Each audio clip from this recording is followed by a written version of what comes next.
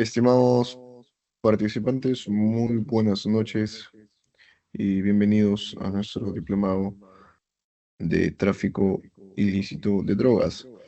Nuevamente nos acompaña el estimado doctor Brian Rojas, quien ha aceptado la invitación del Ilustre Colegio de Abogados de Lima.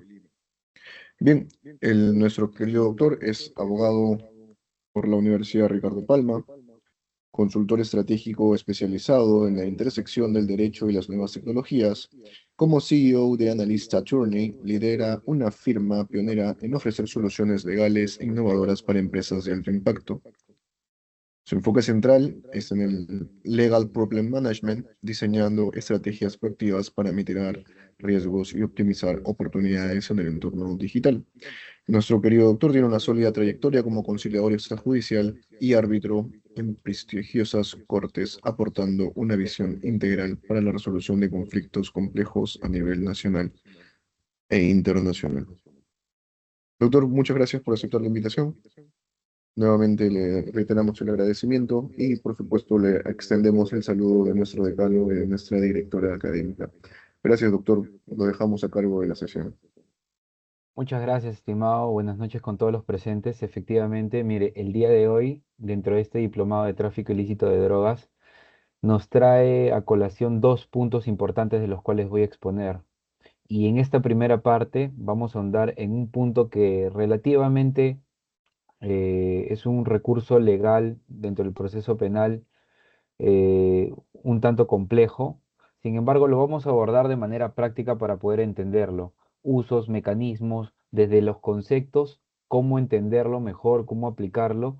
Tengo entendido que no solamente muchos de los que están aquí presentes son abogados litigantes que ejercen la defensa, sino también algunos funcionarios públicos, que aquí, más allá del conocimiento teórico de lo que vamos a aprender el día de hoy a nivel conceptual, sino buscar una forma de la aplicabilidad, ¿no?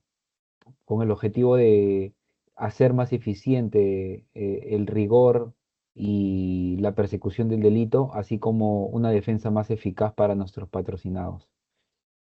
Dentro de la colaboración eficaz aquí en el Perú, vamos a hacer un análisis, ¿no?, integral de su marco jurídico, una aplicación práctica y también una perspectiva comparada que nos va a permitir a todos los presentes entender cómo utilizar esta herramienta en la lucha contra el crimen organizado y también garantizar un debido ejercicio de defensa más óptimo para todos nuestros patrocinados. Dentro de esta primera parte, considero fundamental entender un poco la estructura de la colaboración eficaz y, y podríamos partir desde la pregunta, eh, ¿dentro de qué contexto surge? ¿Cuál es la herramienta más idónea para combatir la gran criminalidad? ¿Y cómo surge? ¿Cómo surge los acuerdos de colaboración eficaz o este recurso dentro del nuevo Código Procesal Penal? Dentro de la lucha contra la criminalidad organizada, este, los estados modernos comienzan a adoptar herramientas procesales no convencionales. ¿Para qué? Para permitir penetrar las herméticas estructuras delictivas. Y en el contexto aquí en el Perú, la colaboración eficaz se ha consolidado como un instrumento paradigmático de esta estrategia, ¿no? ¿Por qué lo digo así? Porque ha evolucionado desde una medida de excepción hasta convertirse en un pilar institucionalizado del sistema de justicia penal para analizar también un poco para el uso como herramienta jurídica en estrategias legales, tanto a nivel de defensa procesal de las partes como también a nivel de fiscalía. Eh, dentro de, dentro de su naturaleza, la colaboración eficaz es una manifestación denominada el derecho penal premial. ¿Y por qué doctrinalmente se define como un derecho penal premial? Porque es un mecanismo de justicia penal negociada, en donde a través del Ministerio Público se puede ofrecer beneficios a un miembro de alguna organización criminal a cambio de información veraz, útil y sobre todo que esta información pueda contribuir a la desarticulación de la red. Eh, También identificar a los integrantes y también a través de la identificación y la desarticulación prevenir futuros delitos.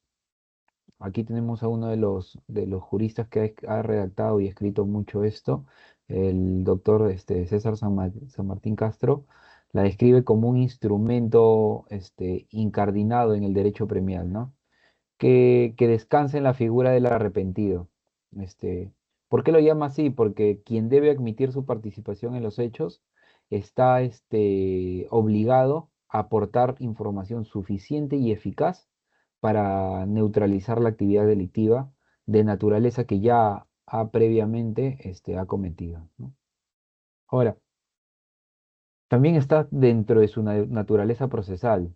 Y dentro de la naturaleza procesal es la de un proceso especial, un proceso autónomo y no contradictorio. Y esta parte no contradictoria es fundamental, ya que esto no es un mero incidente de un proceso penal común, sino de un proceso, de un procedimiento separado, ¿no? Que tiene sus propias reglas, su propio expediente, su propio objetivo. Entonces ya vamos entendiendo reglas independientes, expediente autónomo y tiene sus propios objetivos. Y a lo largo de esta conferencia les voy a ir narrando y mencionándole cada una de estas características particulares. ¿Por qué? Porque como les había dicho, ¿no? Su carácter no es contradictorio, lo distingue de un proceso penal ordinario. Y esto porque su finalidad no es un enfrentamiento dialéctico, no es eh, una acusación y una defensa, sino es la búsqueda de un consenso basado en la utilidad de la información proporcionada. Ahora, sobre, sobre este consenso está lo que es un conjunto de principios, ¿no? Y esto les va a servir tanto al Ministerio Público como a la defensa para analizar, hacer un análisis ponderativo, una proyección, una estrategia. ¿Por qué? Porque dentro de este consenso está la adhesión al proceso, y este debe ser una manifestación voluntaria, libre y espontánea del colaborador, ¿no? Que a nivel estratégico a veces puede ser una alternativa única para salvaguardar espacio de su libertad negociada a cambio de la neutralización de la actividad criminal y la búsqueda de información suficiente para desarticular esta red criminal. Ahora, esto es una piedra angular de la justicia negociada, ¿no? Este, Ahora, sobre la eficacia y oportunidad, la información que se proporciona dentro de un proceso de colaboración eficaz tiene características. La primera tiene que ser útil, la segunda tiene que ser relevante, la tercera tiene que ser entregada en un momento que permita que el Estado pueda actuar con efectividad en la persecución penal. Es decir, si esta información llega cuando ya ha sido, cuando la red criminal ya ha sido desarticulada o cuando este, la actividad criminal está descontrolada y desbordada, y ha causado grave perjuicio al Estado peruano, pierde su valor premial. Es por eso que la eficacia y la oportunidad debe ser proporcionada de manera útil, relevante y en un momento adecuado. Y sobre la proporcionalidad, que es otro de los principios que también rige los acuerdos de colaboración eficaz, es que debe existir un balance, un equilibrio. Por eso hablo mucho de la ponderación. ¿Por qué? Porque acá está en juegos derechos fundamentales, derechos constitucionales y derechos humanos que se sobrepesan. Y un juez es el que posteriormente lo califica y lo admite y lo aprueba. Es por eso que dentro de este principio de proporcionalidad de un acuerdo de colaboración eficaz, este, está el balance, el equilibrio entre la magnitud del beneficio otorgado y la calidad e importancia de la información brindada por el colaborador. No puede haber beneficios sin información eficaz. Es decir, eh, mm, ni se puede exigir información también sin la promesa de beneficios proporcionales. Todo ello dentro de un marco también garantista, ¿no? Si alguno de nosotros vemos que alguno de nuestros clientes, ¿no? Que esto se ve mucho en la práctica diaria, eh, está en una situación crítica, una acusación sólida, en un estado donde aún puede salvaguardar su libertad, la información que proporcione también debe ser adecuada proporcionalmente a una promesa de beneficios proporcionales, ¿no? Dentro de las cuales ya les voy a ir comentando cuáles son todas estas promesas proporcionales. Y, el, y uno de los últimos principios más importantes dentro de estos acuerdos de colaboración eficaz es el de la reserva, ¿no? ¿Por qué? Porque este tipo de procesos es un proceso estrictamente confidencial. Aquí, bueno, lamentablemente es una práctica que también se ve que se ha desnaturalizado en en las situaciones diarias ya cotidianas de los casos mediáticos, que las identidades de los colaboradores eficaces eh, se se ven vulneradas y expuestas, ¿no? Y esto va en contra de uno de los principios más fundamentales dentro de los acuerdos de colaboración eficaz, ya que la reserva proporciona un sistema de garantías eh, que permite la conducción uniforme, segura y concatenada de la información. Y la identidad del colaborador eficaz, como todas sus actuaciones, deben ser solamente de conocimiento del fiscal, el colaborador, su abogado y el juez en los requerimientos pertinentes. Y en su oportunidad también el agraviado. ¿Qué quiere decir? Que esta reserva es crucial para garantizar la seguridad del colaborador y el éxito de la investigación. Porque también se ven casos donde quizá el colaborador eficaz puede recibir amenazas, puede ser coaccionado y hasta puede ser atentado contra su vida. O incluso la revelación de esta información puede derivar en estrategias, sobre todo organizaciones criminales de grandes proporciones, una distracción y una actuación de doble agente que, que obstaculiza la labor de investigación fiscal. Viendo un poco sobre su marco normativo.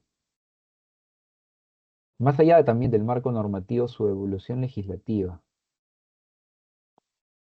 El marco de la colaboración eficaz aquí en el Perú eh, evidencia una clara maduración institucional. Su trayectoria no es la de una ley estática, sino como la de un organismo jurídico que ha ido evolucionando en respuestas también a las necesidades de la política criminal del país.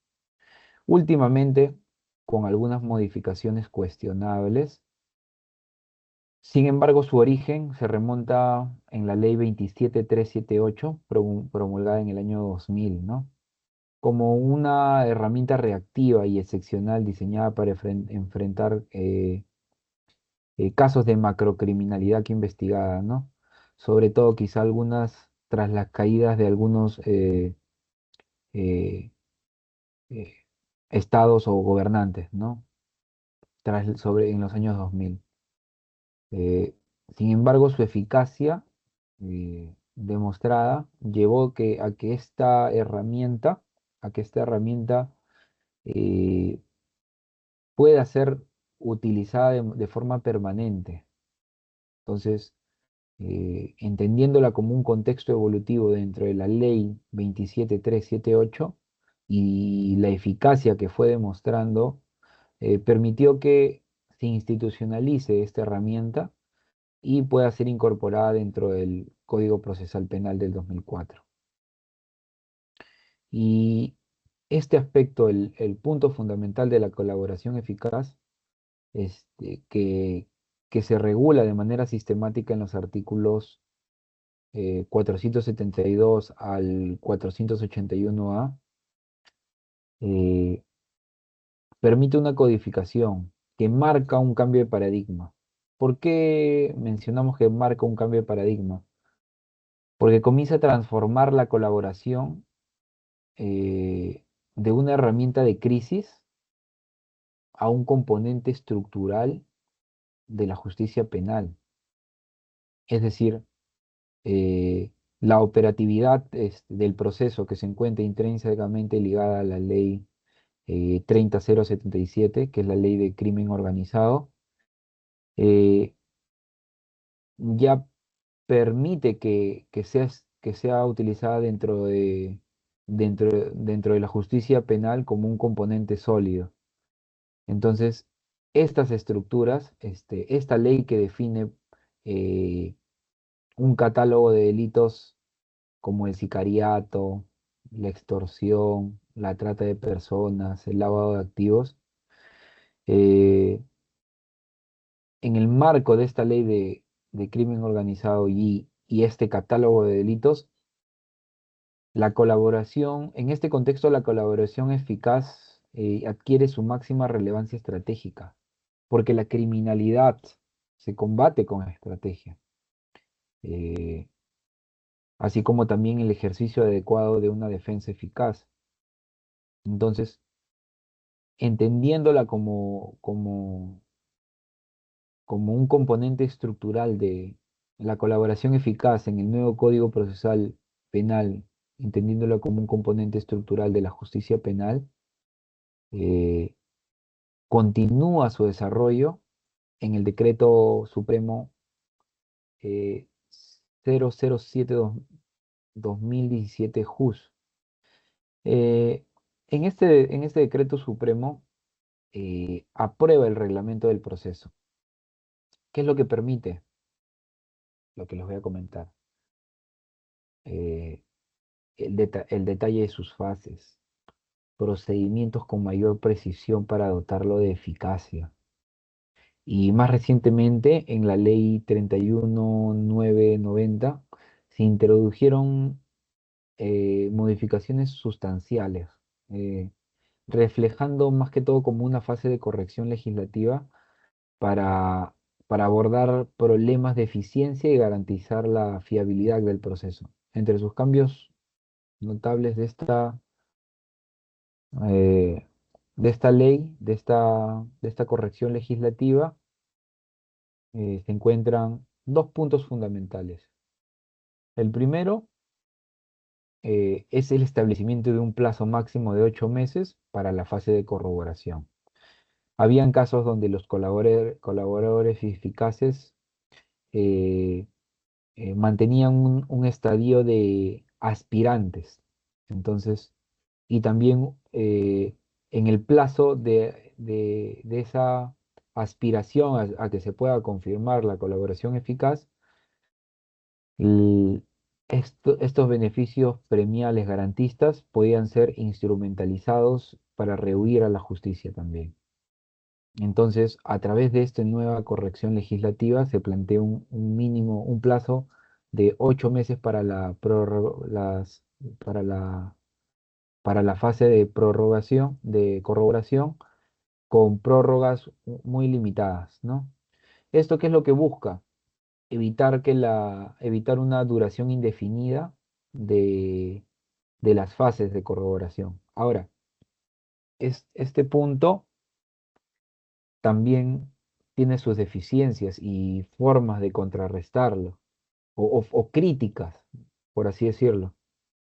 ¿Por qué? Porque sobre todo si estamos hablando de situaciones de, donde se enfrenta a una gran criminalidad, a crimen organizado, los plazos de 8 meses pueden ser si nos ponemos garantistas, pueden ser eficientes, pueden ser buscar una protección y una no dilación de los procesos penales.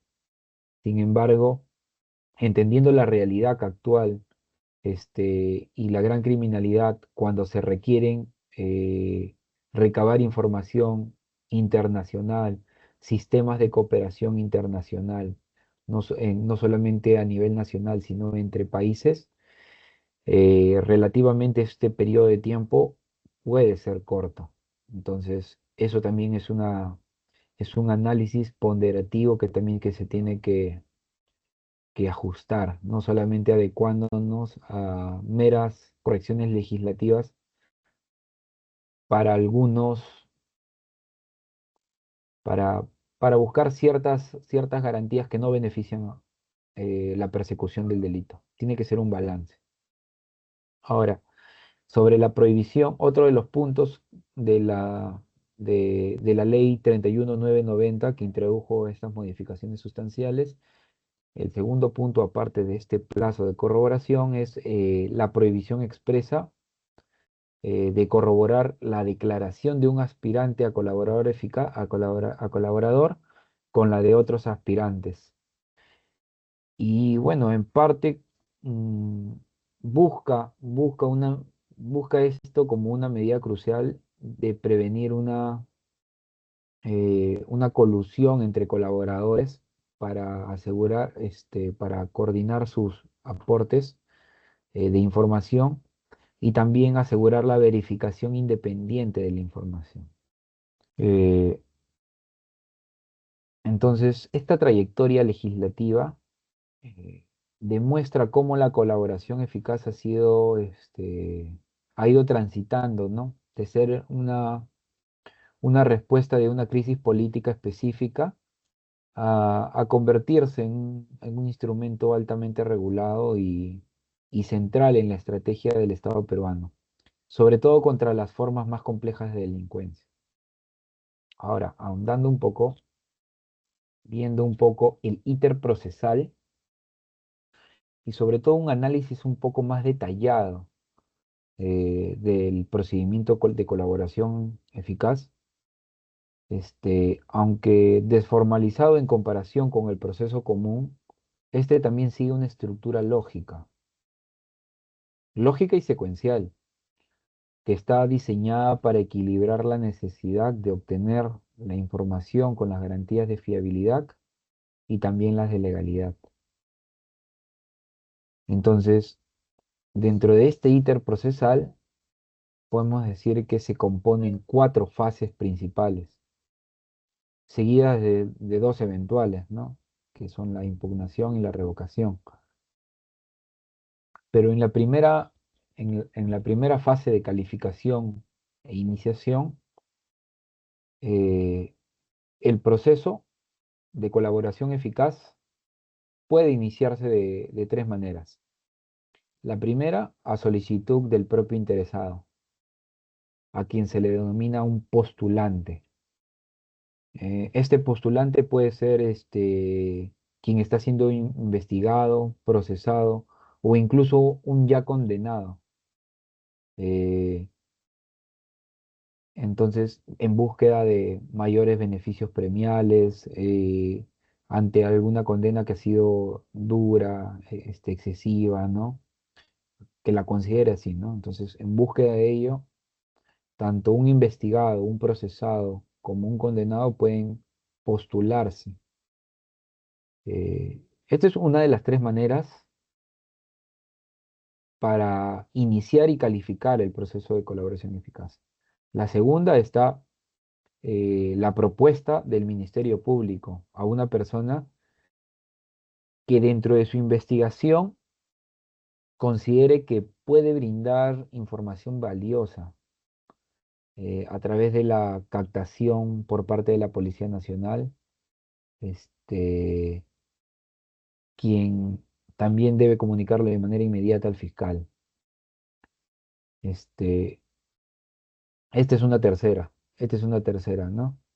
La policía usualmente cuando hace trabajos de investigación en gran criminalidad organizada, eh,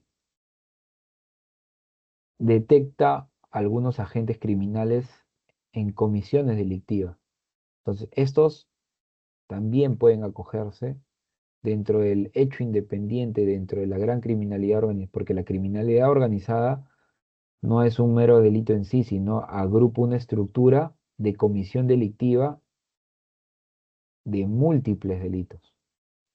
Entonces, si la policía como tercera forma de, de búsqueda de la persecución del delito capta a un potencial colaborador eficaz, es una forma, ¿no? Y este debe comunicarlo de manera inmediata al fiscal a cargo. Entonces ya tenemos tres formas de cómo inicia y cómo se califica este, eh, un, un proceso de colaboración eficaz. La primera es un postulante, que puede ser un investigado, un procesado, un condenado. La segunda, a través de una propuesta del Ministerio Público que considere una persona que puede brindar una gran cantidad de información, información valiosa para culminar con su investigación. Y la tercera, que es a través de la captación de la Policía Nacional, que va a deber comunicarla de manera inmediata eh, al Ministerio Público. Ahora, este postulante debe manifestar su voluntad de someterse al proceso y también mostrar que ha abandonado la actividad criminal. Y una vez recibida la solicitud, el fiscal realiza una evaluación preliminar, eh, sobre todo para determinar si la información ofrecida, y esto él lo va a determinar de acuerdo a su investigación, que cumpla con los criterios de utilidad, relevancia y corroborabilidad y oportunidad. ¿Recuerdan lo que habíamos hablado minutos atrás? La oportunidad. La información tiene que ser proporcionada en un tiempo adecuado. Porque ¿de qué le sirve a una persona, de qué le sirve al fiscal que hay un postulante a colaboración eficaz cuando la investigación ya está por culminar y ya tiene elementos suficientes hasta como para lograr condena? ¿Qué información oportuna va a poder brindar un colaborador eficaz cuando ya está descubierto? El objetivo de la colaboración eficaz es facilitar, acortar estas etapas del proceso y brindar información útil que permita a la fiscalía eh, fortalecer su acusación. Es por eso que no solamente también va a estar el tema de la oportunidad, sino también que se puedan corroborar, que sea relevante y que sea útil. Y luego de estas cuatro criterios cuatro criterios fiscales para determinar la viabilidad de un acuerdo de colaboración eficaz, si esta evaluación es positiva, ¿qué es lo que va a hacer el fiscal? Va a disponer el inicio formal del procedimiento. Y en este acto se le asigna al postulante una clave o un código secreto para proteger su identidad. Porque recuerdan que les había comentado, había un principio fundamental dentro de los aspectos de la colaboración eficaz. ¿Cuál era? La reserva, que este proceso es estrictamente confidencial y la identidad del colaborador eh, debe ser conocida solamente por el fiscal, el mismo colaborador, su abogado, el juez y en su oportunidad, ni siquiera en primer momento, en su oportunidad, el agraviado. De lo contrario, no se podría garantizar la seguridad del colaborador y el éxito de la investigación. Entonces, eh, se le asigna para, en principio, adecuándonos al principio de reserva, se le asigna esta clave o código secreto, ¿no? Y se levanta un acta que formaliza la condición de este postulante a aspirante a colaborador eficaz. Recordando un poco, hay tres formas de iniciar un proceso de colaboración eficaz.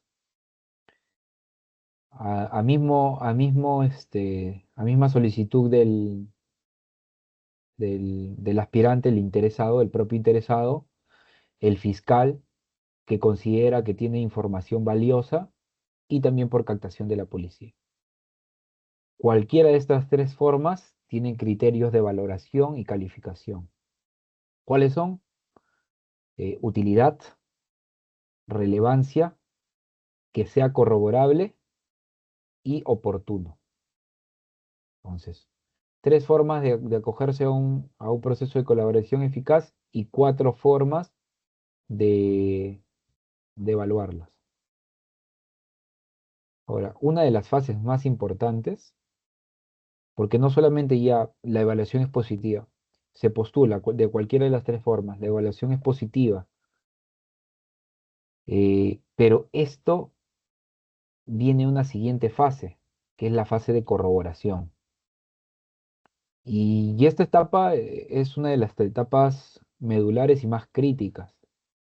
Muchos procesos de colaboración eficaz, incluso en la práctica diaria, se caen.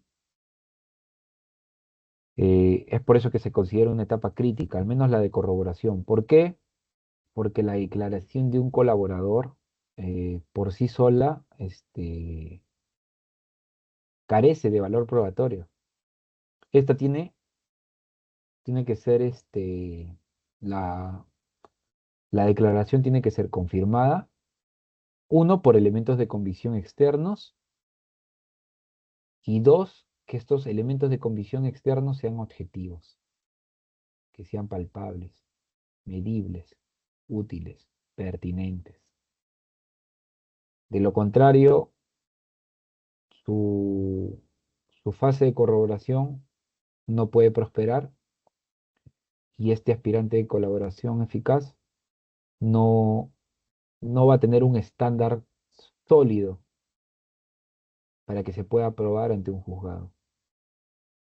Entonces, eh, la declaración del colaborador por sí sola carece de valor probatorio. Tiene que tener elementos de convicción, dos cosas para recordar siempre. La declaración del colaborador eficaz tiene que tener elementos de convicción externa y estos elementos de convicción externa tienen que ser objetivos.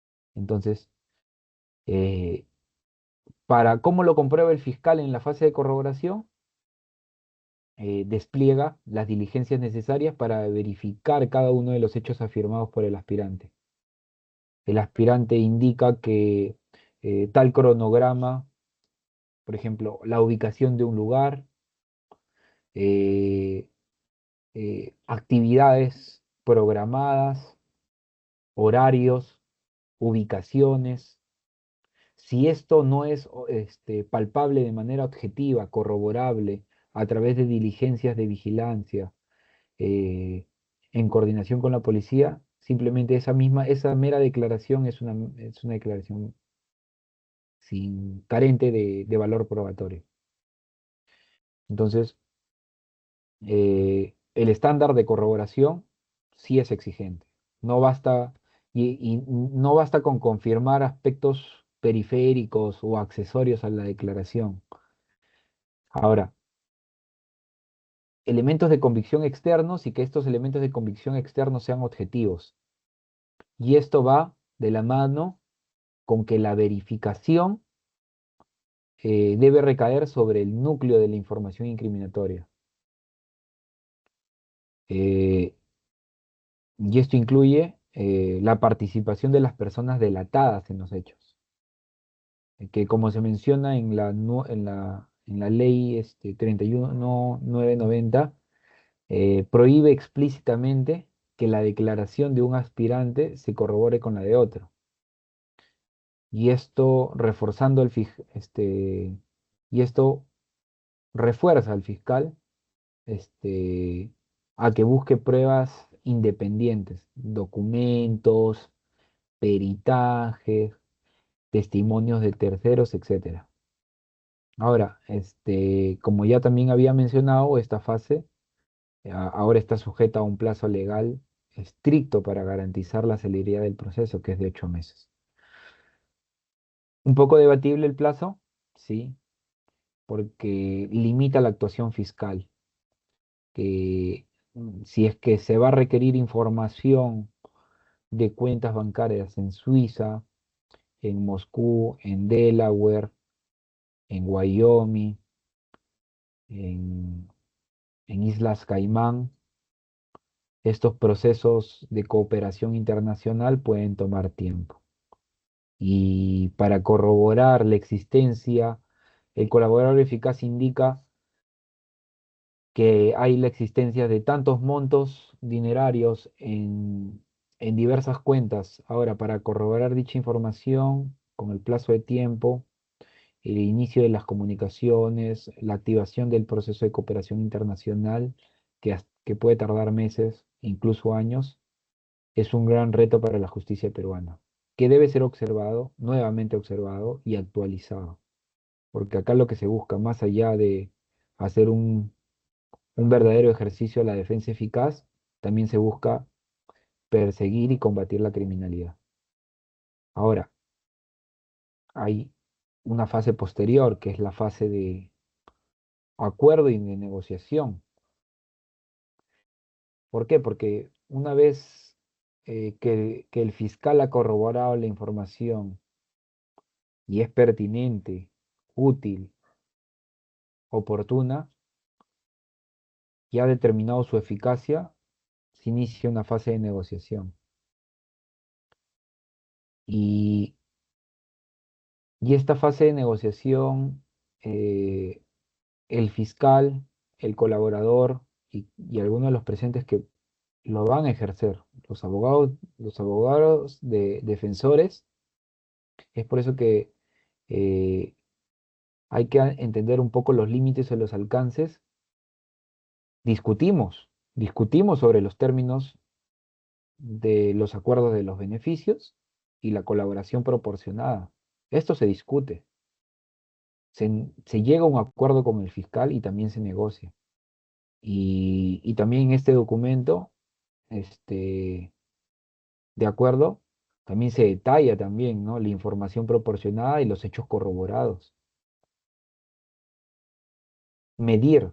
Nosotros como abogados también tenemos que medir y facilitarle también al fiscal la utilidad de la información aportada y con el objetivo de recibir los máximos beneficios premiales, que bueno, como ya había mencionado, deben ser proporcionales, ¿no? A la colaboración prestada. Si se indica la ubicación del jefe de la organización criminal, su itinerario, su cronograma, que va a permitir la desarticulación de la organización criminal y evitar una investigación de más de 3 años, a nivel proporcional esta información es útil. Y si el abogado defensor negocia el acuerdo y define los términos de beneficios y colaboración, puede lograr para su cliente un buen acuerdo, incluso hasta la excepción de la pena. Entonces, hacia el final de esta fase de corroboración, mm, se cita al agraviado, ¿no?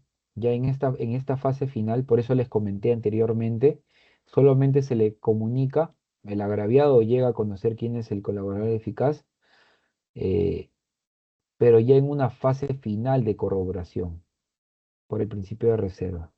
y para garantizar la protección y la seguridad del colaborador. También su pertinencia y la objetividad en la investigación. Entonces, se cita al agraviado en esta fase final de corroboración y su participación tiene como objetivo principal informarle sobre el proceso y, y también permitirle su pretensión de reparación civil. Y aquí es importante destacar que la discrepancia del agraviado con el monto de la reparación civil acordado no detiene la suscripción ni la aprobación del acuerdo. Este, en lo que el agraviado de no llegar a un acuerdo, queda a su discreción y se resguarda su derecho a reclamar un monto mayor en la vía civil. Y esto es mucho de lo que se hace también en los procesos, no solamente en los procesos de colaboración eficaz, sino también en los procesos penales. Entonces, en esta participación de la fase final de la corroboración de colaboración eficaz, también puede participar el agraviado, para permitirle formular su pretensión de la reparación civil y que se pueda llegar a un acuerdo. Si no se llega, queda a salvo de su derecho para reclamar un monto mayor en la vía civil. Ahora, sobre la fase de control, esto más que todo es no solamente una fase de control, sino también es una fase de decisión jurisdiccional también. Y es que el acuerdo negociado entre el fiscal y el colaborador no es definitivo. Esto, al menos hasta que haya una aprobación judicial.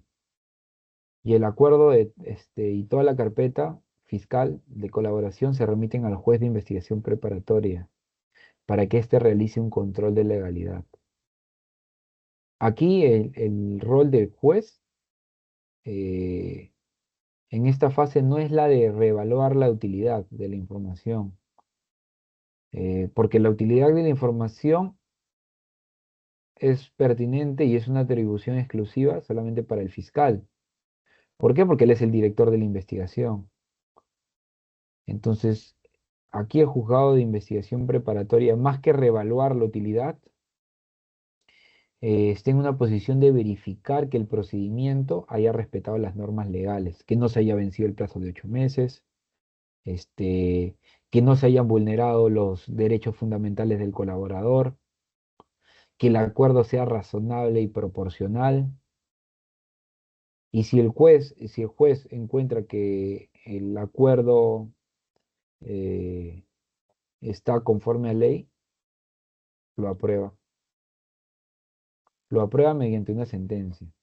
Ahora, esta sentencia de colaboración eficaz es vinculable y oponible en cualquier otro proceso penal que se siga contra el colaborador eh, por hechos en materia del acuerdo.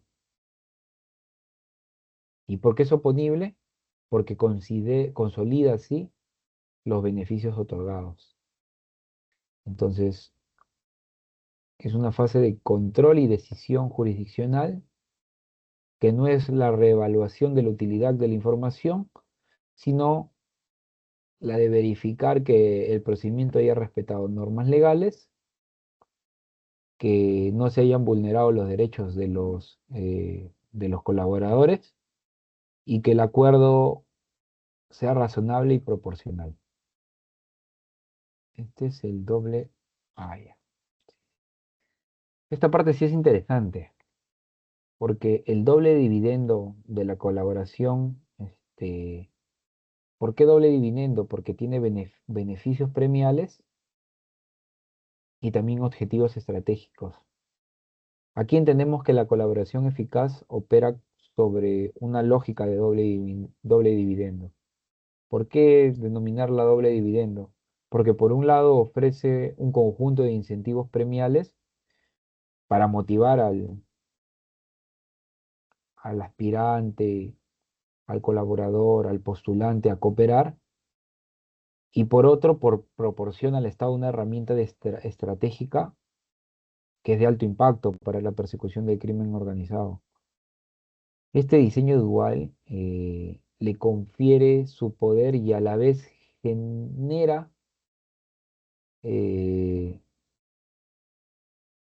controversia. Y esto se ha visto, esta controversia se ha visto en múltiples de los casos nacionales más emblemáticos,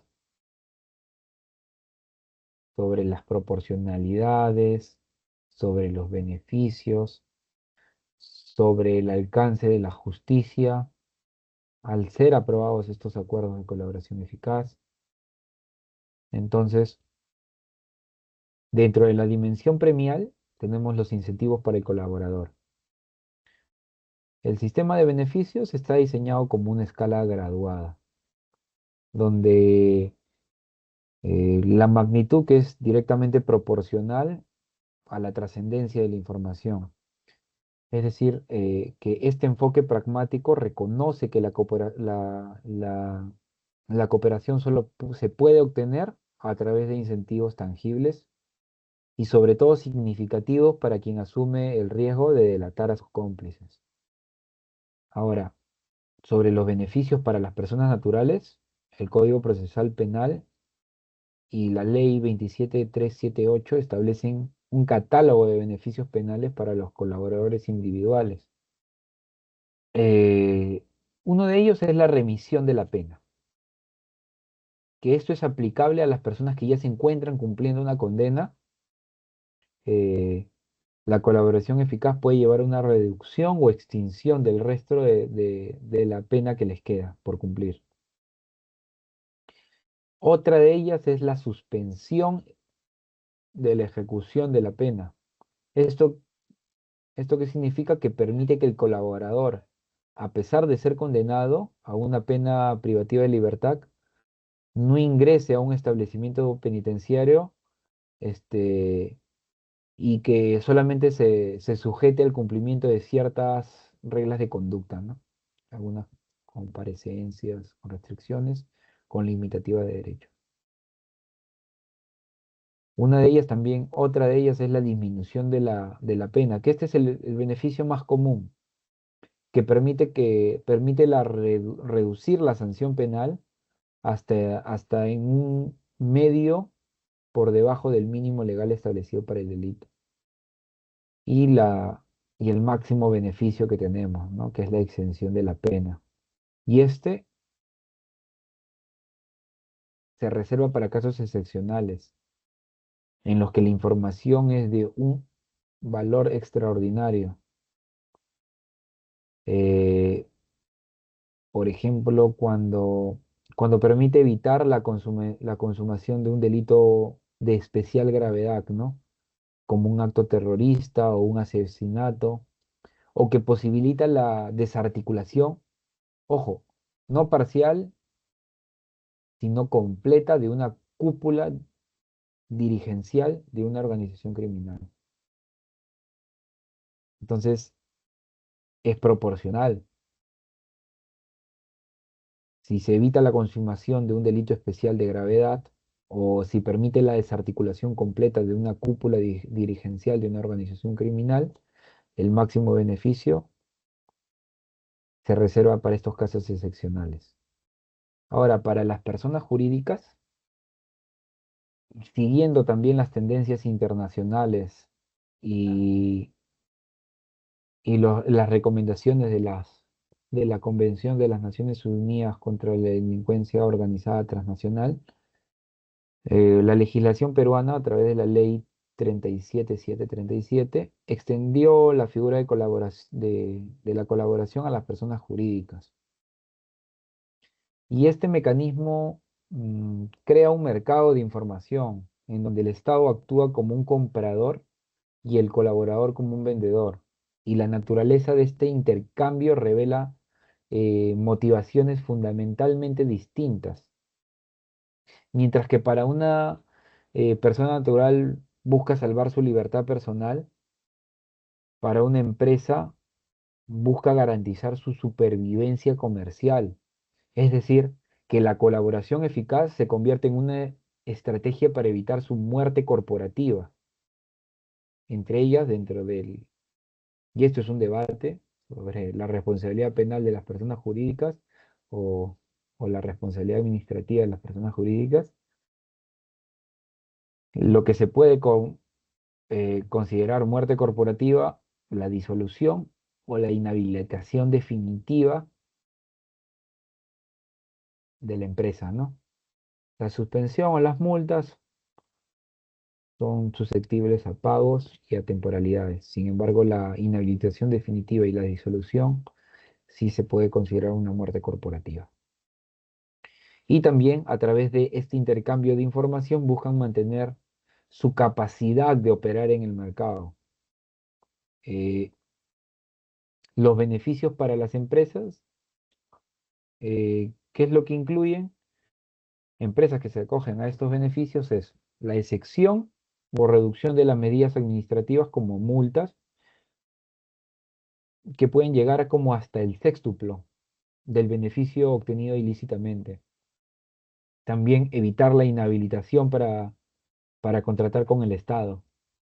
Eh, una, y esto es una sanción que puede ser devastadora para empresas cuyo eje principal eh, es una fuente de ingresos que solo son sus contratos públicos, como empresas que ya hemos visto anteriormente, ¿no? A nivel mediático. Y también evitar la disolución de la persona jurídica. Y esta es una de las sanciones corporativas más graves, por no decir la más grave. Ahora, mm, mm, mm, sobre medidas de protección dentro de las mismas, más allá de los beneficios penales, el Estado también tiene una obligación de garantizar la seguridad del colaborador y su entorno familiar. Es decir, que cuando un colaborador eficaz postula e ingresa dentro de ese proceso y es aprobado por un juez, y es más, ni siquiera en las etapas previas, antes de ser aprobado por un juez, el riesgo a represalias es inherente al acto de delación. Es por eso que también se les asigna códigos o números, por el principio de reserva. Y es por eso que también el Estado contempla, y la ley también contempla un abanico de medidas de protección que pueden incluir protección policial, cambio de residencia, ocultamiento de su paradero y fundamentalmente la reserva de su identidad que en todas las diligencias. Entonces tenemos cuatro medidas de protección. Todos los colaboradores eficaces se les garantiza estas cuatro medidas de protección. Algunos con mayor o menor magnitud, de acuerdo a la complejidad del caso en organización criminal que estén llevando. La protección policial, el cambio de residencia, el ocultamiento de su paradero y la reserva de su identidad que en todas las diligencias del proceso. Eso es lo que podríamos considerar dentro de las medidas de protección. Ahora, las ventajas desde un punto de vista que lo habíamos analizado, doble dividendo de colaboración. Ahora, las ventajas para el Estado y la sociedad. Y esto es más que todo como una dimensión estratégica. Porque desde la perspectiva del Estado, la colaboración eficaz no es un acto de clemencia, sino una inversión estratégica con altos retornos, o es lo que se debería buscar. Altos retornos en términos de ¿qué? Seguridad y justicia, nada más. Seguridad y justicia. Es decir, sus objetivos van más allá de una sanción individual, apuntan a la neutralización de fenómenos criminales complejos, la desarticulación de organizaciones criminales. Por ejemplo, el objetivo principal y más importante es romper ese pacto de silencio, porque las organizaciones criminales tienen sus propios códigos, omerta, código de silencio, que blinda las organizaciones criminales y, y hermetiza la información. Entonces, los acuerdos de colaboración eficaz permiten a las autoridades penetrar, mapear, adentrarse y conocer las estructuras jerárquicas de la organización criminal, así como también identificar a quiénes son los líderes que operan en la sombra, conocer la división de roles y en última instancia desmantelar la red por completo. Ahora, otro de los puntos también importantes es que la obtención de la prueba eficaz.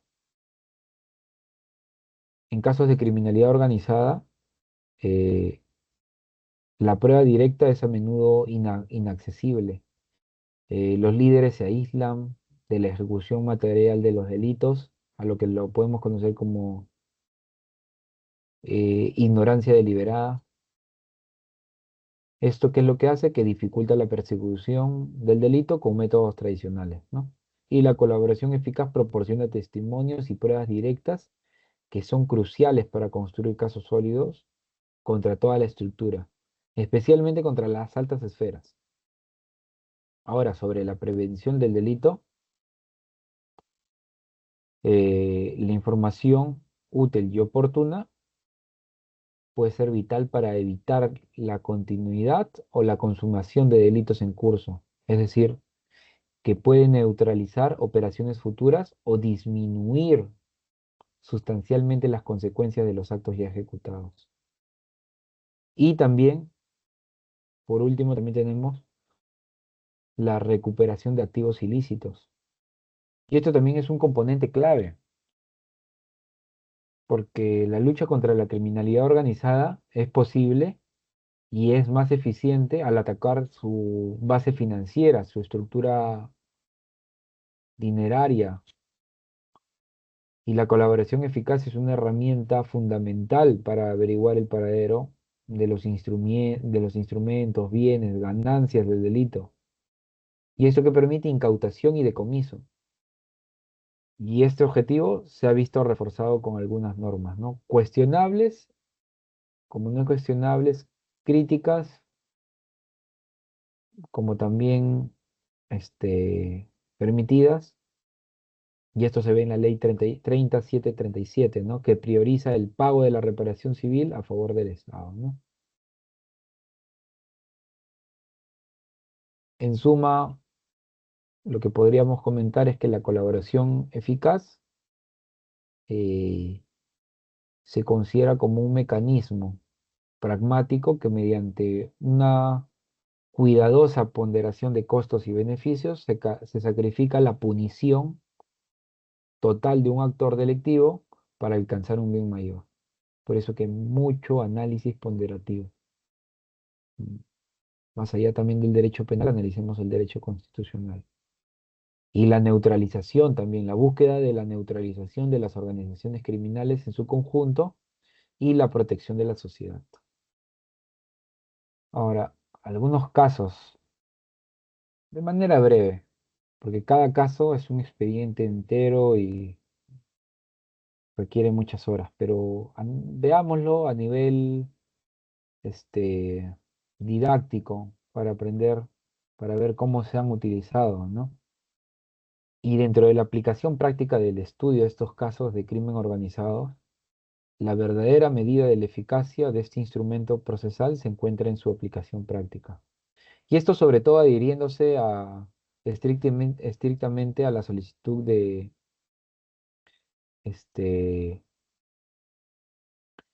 de casos, no solamente mm, la colaboración eficaz no solamente se ha visto utilizada en casos de magnitud política, sino también en casos de gran criminalidad, como lo que les estoy mencionando. Uno de ellos, la Gran Familia, en Chiclayo, ¿no?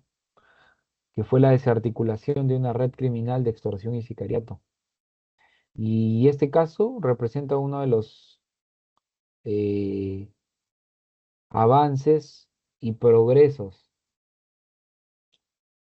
dentro de el uso de los acuerdos de colaboración eficaz, ya que la Gran Familia operaba en la región de Lambayeque bajo la fachada de un sindicato de construcción civil.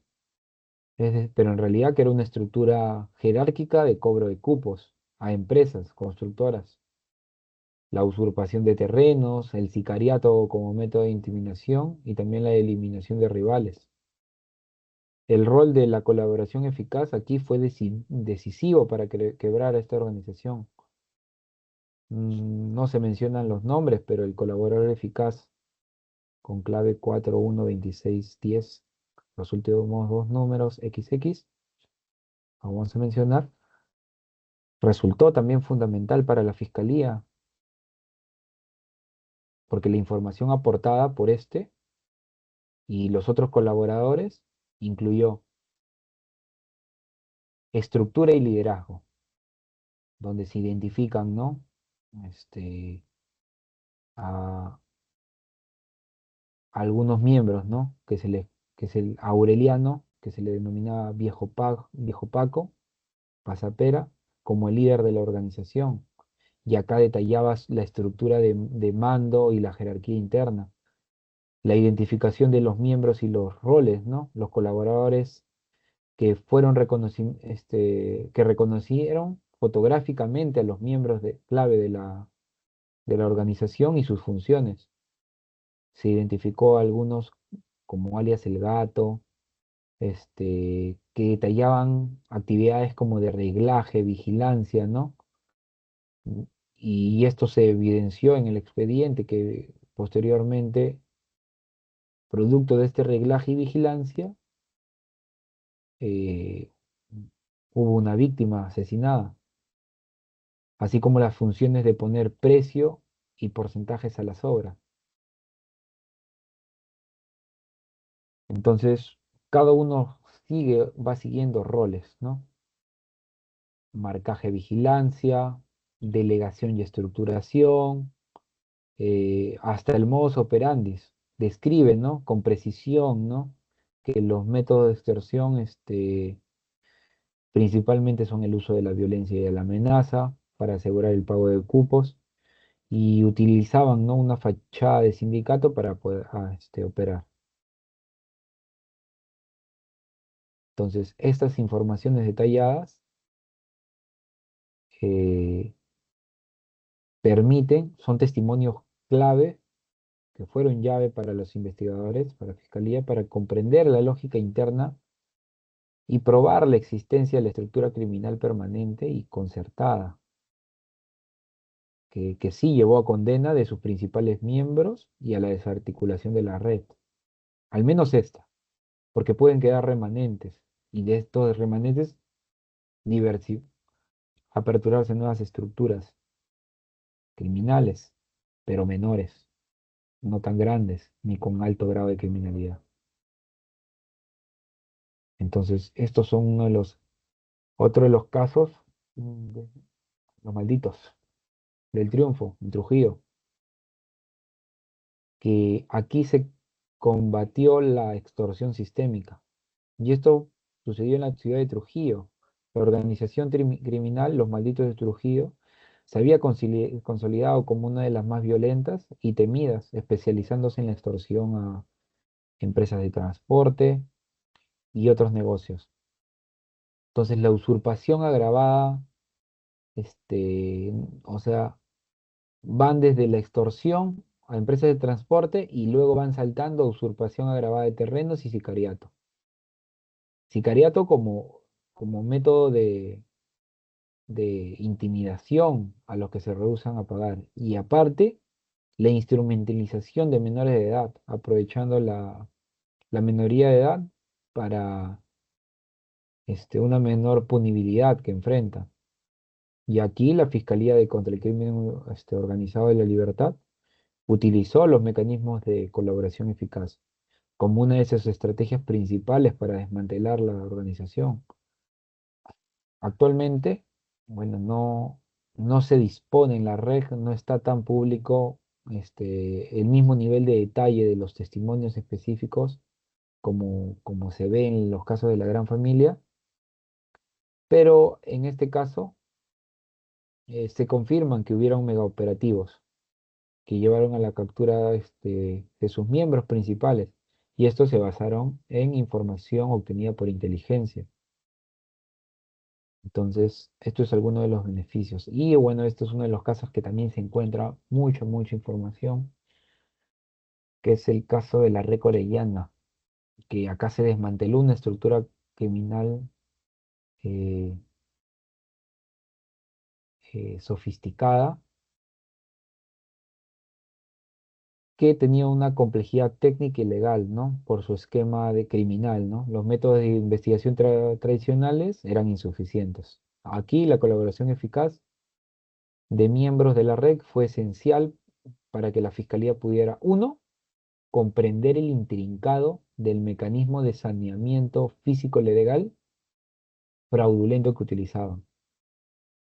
Dos, identificar el rol específico de cada uno de los abogados, notarios, árbitros y testaferros dentro de la estructura. Y tres, trazar una ruta del dinero y probar el delito de lavado de activos. Entonces, los casos como la Gran Familia, los Malditos del Triunfo y la Reca Orellana ilustran la versatilidad y la potencia de la colaboración eficaz y demuestran que no solamente es una herramienta monopolítica, sino un instrumento especializado. Claro, cuya eficacia va a depender particularmente de cada uno de los operadores, pero, pero su eficacia también es alta contra un tipo de específico de delincuencia y sobre todo la que es jerárquica, la que tiene una clara división de roles y la que está motivada por un lucro económico. ¿Por qué? Porque permite conocer las estructuras de funcionamiento, el mapa de la organización completa y resulta invaluable también para probar que hay una asociación ilícita y que exige precisamente la demostración de una estructura permanente y organizada. Vamos adelantando un poco. Acá tenemos el tema de proceso inmediato. Así que vamos a hacer un poco.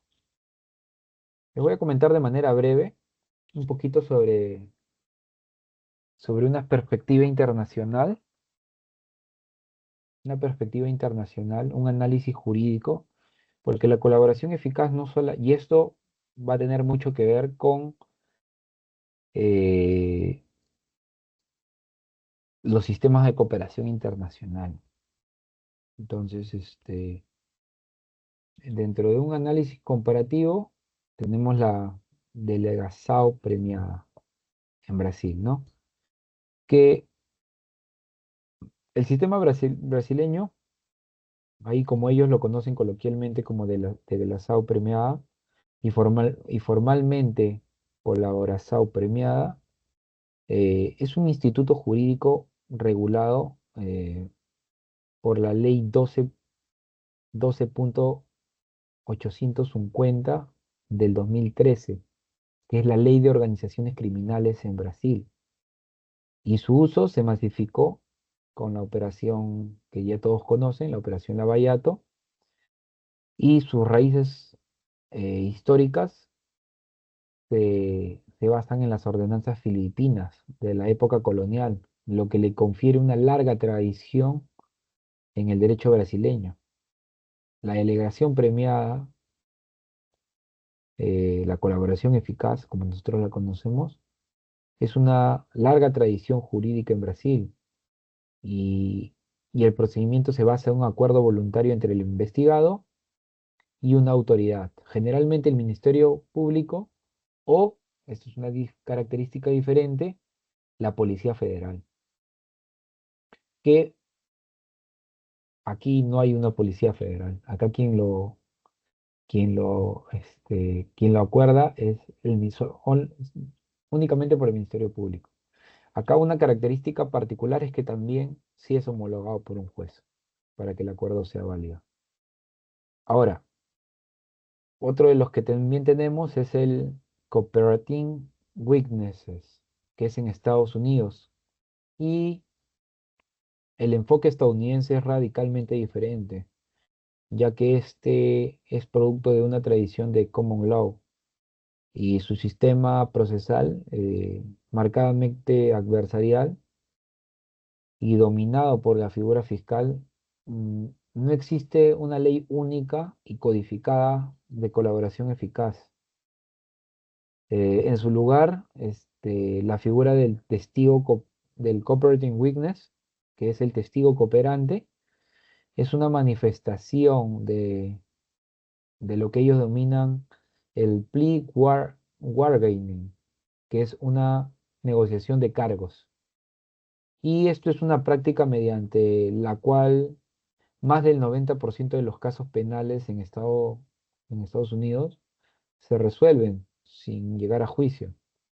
El acuerdo esencialmente es esencialmente un contrato negociado entre la fiscalía y el acusado. Y esto se formaliza a través de un acuerdo de conformidad entre las partes. En, ¿Qué es lo que quiere decir? Que el acusado se compromete a proporcionar asistencia a lo que ellos le denominan substantial assistance, que es una asistencia sustancial durante toda la investigación o el enjuiciamiento de otra persona. A cambio, el fiscal puede ofrecer una variedad de beneficios, como retirar alguno de los cargos, recomendar una sentencia más leve al juez o incluso gestionar la inclusión del testigo y su familia en el programa federal de protección de testigos. Eso lo hemos visto muchas veces en series, en películas, que les cambian la identidad y los mandan a Alaska, a otro estado, ¿no? A Boston, a California, los mandan a otros estados con una nueva identidad y un nuevo nombre. Esto se le conoce como Witness Security Program, que es liderado por el Programa Federal de, de Protección de Testigos. Y aquí, a diferencia del sistema brasileño y peruano, el rol del juez es más limitado que en los sistemas peruanos y brasileños. El juez no participa ni supervisa la negociación. Su función simplemente se limita, en general, a aceptar o rechazar el acuerdo de culpabilidad presentado por las partes. Y el sistema se basa en una amplia discrecionalidad del fiscal. Esto es uno de los mayores riesgos para para el colaborador. Este, ¿Y cuál es uno de esos mayores riesgos? Es el estigma y el peligro físico, ya que dentro del sistema penitenciario y en la cultura criminal de los cooperantes, este, son etiquetados como snitches, o lo que se le domina acá, o culturalmente, coloquialmente, como soplones, ¿no? Lo que los convierte en objetivos de represalias violentas. Y bueno, para culminar, eh, un análisis sinóptico de las convergencias y divergencias. Si bien los tres sistemas, hemos conversado un poco último sobre estos tres sistemas, comparten un objetivo pragmático, obtener información para combatir la criminalidad compleja, sacrificando punición de un individuo, em, sus diseños revelan diferencias fundamentalmente que son reflejo directo de las respectivas culturas jurídicas, como les había mencionado, ¿no? Aquí en Perú, a través de el uso en el principio de los años 2000, ¿no? A través de la crisis política, post-gobierno del Fujimorismo.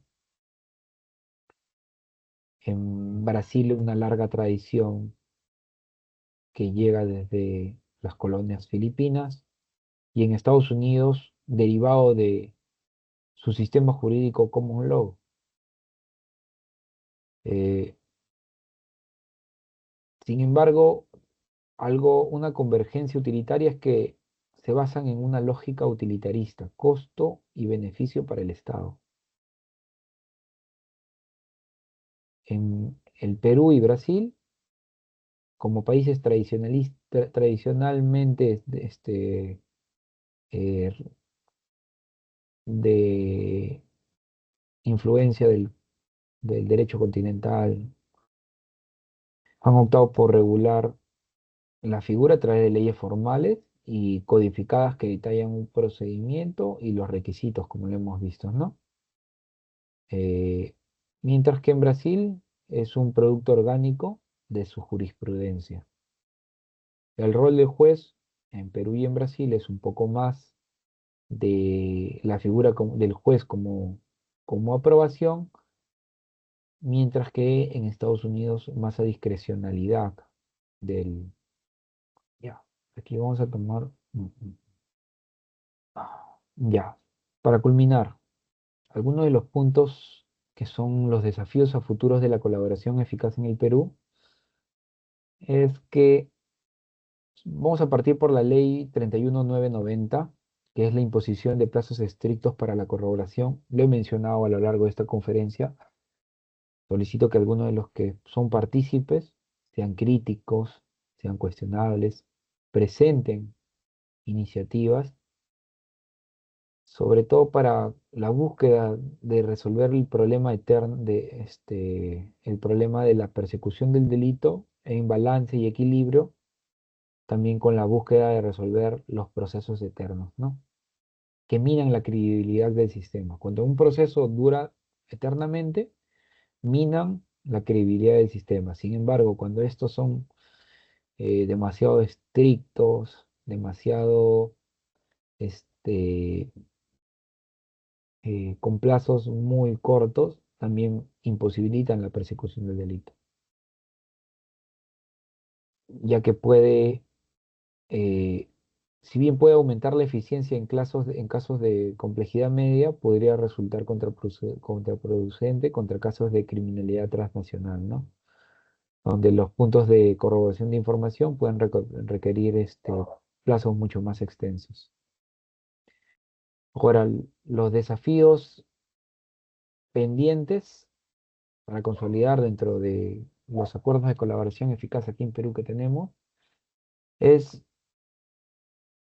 consolidar la legitimidad y eficiencia de la colaboración. El sistema jurídico peruano debe enfocarse, considero, este es un tema que lo hemos visto mucho en la práctica, en el estudio. Tres cosas. Uno, fortalecer una de las unidades de corroboración. Dotar al Ministerio Público de equipos especializados y con recursos suficientes, que tengan peritos, analistas, financieros, ¿no? Etcétera, etcétera, para que puedan realizar una corroboración rápida y rigurosa. Dos, desarrollar estándares de proporcionalidad. Y esto requiere que se necesitan directrices más claras y objetivas para guiar una negociación de beneficios. ¿Con qué objetivo? Asegurar la proporcionalidad, que no sea simplemente un criterio estrictamente subjetivo del fiscal. Y tercero,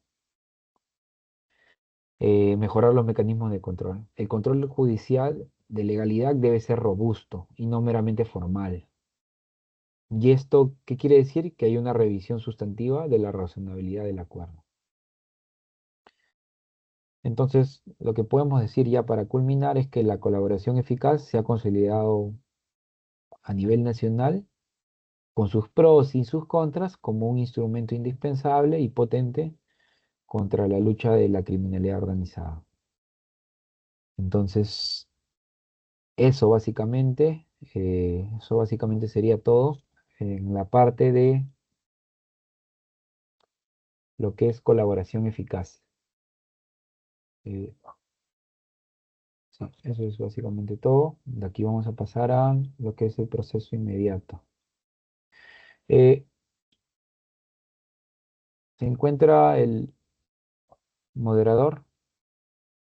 Sí, doctor, si desea podemos... ¿Qué tal, estimado? Sí, tomamos un breve receso de 10 minutos, 10, Perfecto, 15 doctor. minutos. Regresamos. Sí, regresamos para continuar para que no se saturen un poco, tomen un descanso, un poco de agua, café y ya luego continuamos con la segunda parte. Bueno, en esta segunda parte de de la clase del día de hoy. Vamos a abordar un poco, que también está vinculado sobre lo que hemos hablado, este, el proceso inmediato en flagrancia delictiva y vamos a especificarlo dentro de un análisis integral, su procedencia, los requisitos y los desafíos en el sistema penal peruano. Actualmente, sí, evidentemente hay muchos desafíos. Se lo digo a nivel de los casos en litigio que veo personalmente. Proceso inmediato, no quisiera decirlo así, pero es un gran recurso, es un gran recurso para Fiscalía, pero deben utilizarlo más, porque muy poco se usa, muy poco.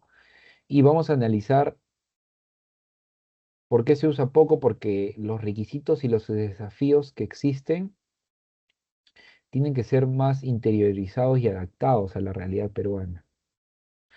Entonces, dentro de la introducción al proceso inmediato, viéndolo como un mecanismo de simplificación procesal, porque lo es un mecanismo de simplificación procesal.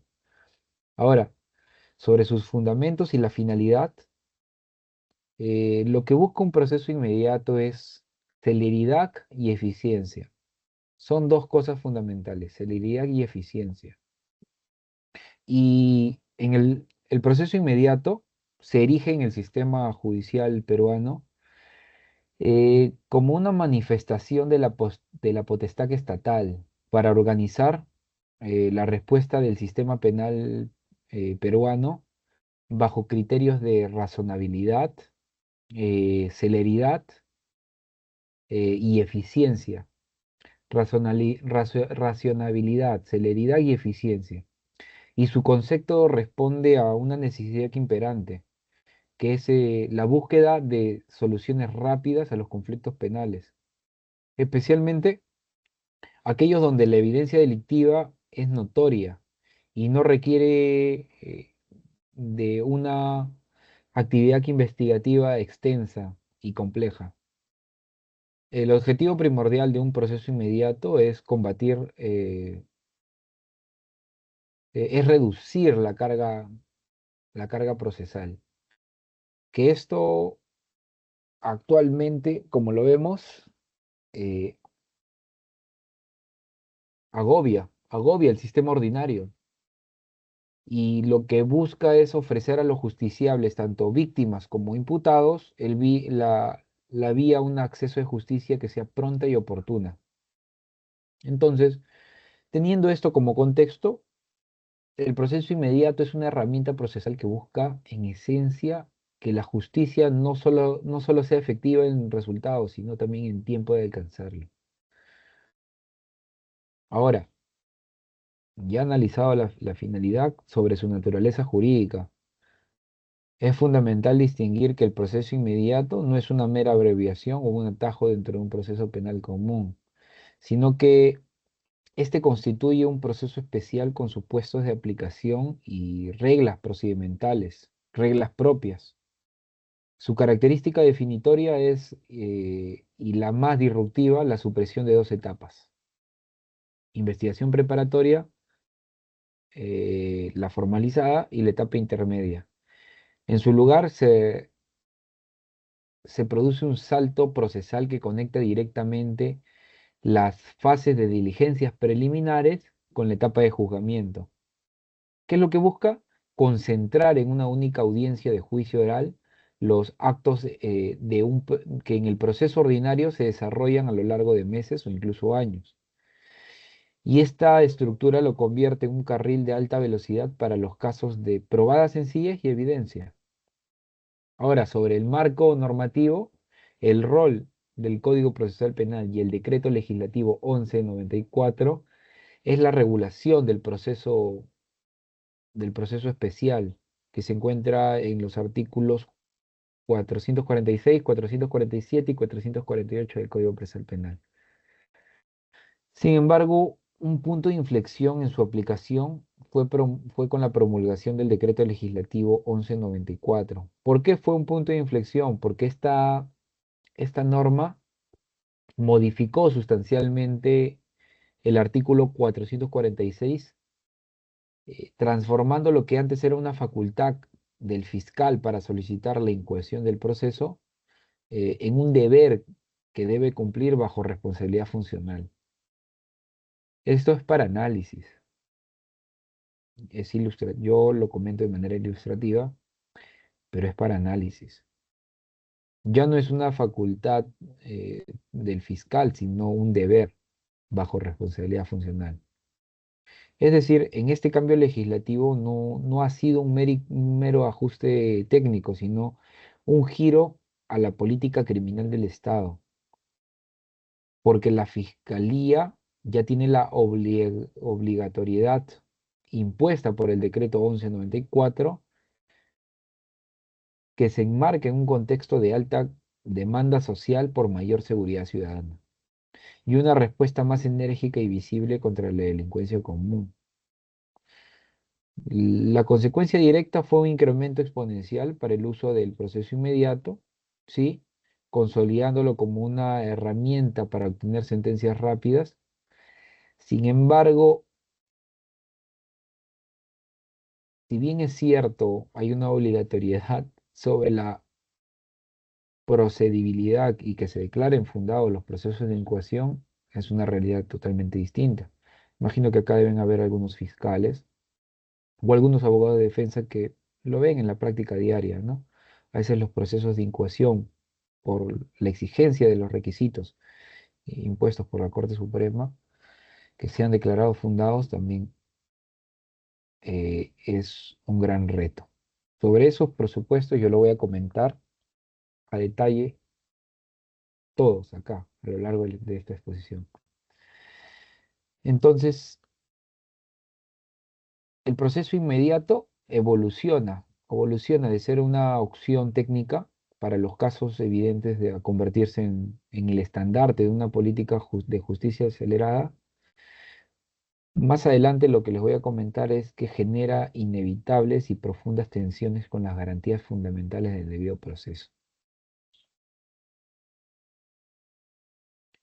Ahora, sobre la flagrancia delictiva como presupuesto habilitante central, aquí lo que tenemos son conceptos y notas esenciales.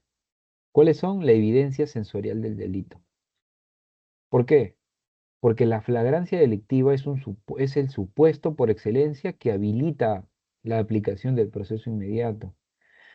Eh,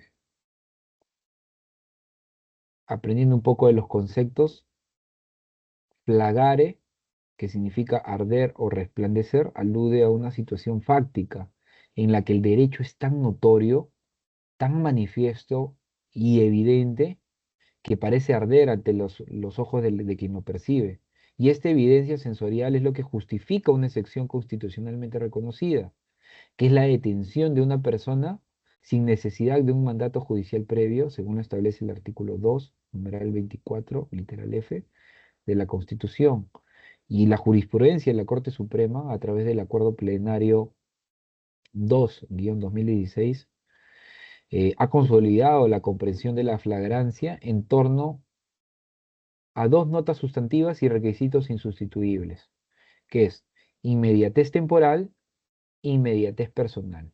La primera es la que exige que la acción delictiva se esté desarrollando o que acabe de ocurrir instantes antes de la intervención.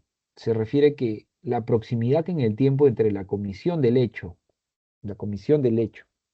y su percepción o el descubrimiento sea muy cercano. Y la segunda, que era la inmediatez personal, que requiere que el presunto autor sea sorprendido en el lugar de los hechos o en sus inmediaciones. Y sobre todo inmediaciones que lo vinculen directamente con los instrumentos, objetos o efectos del delito, de tal forma que va a permitir o sea, que se evidencie que su participación sea una prueba evidente.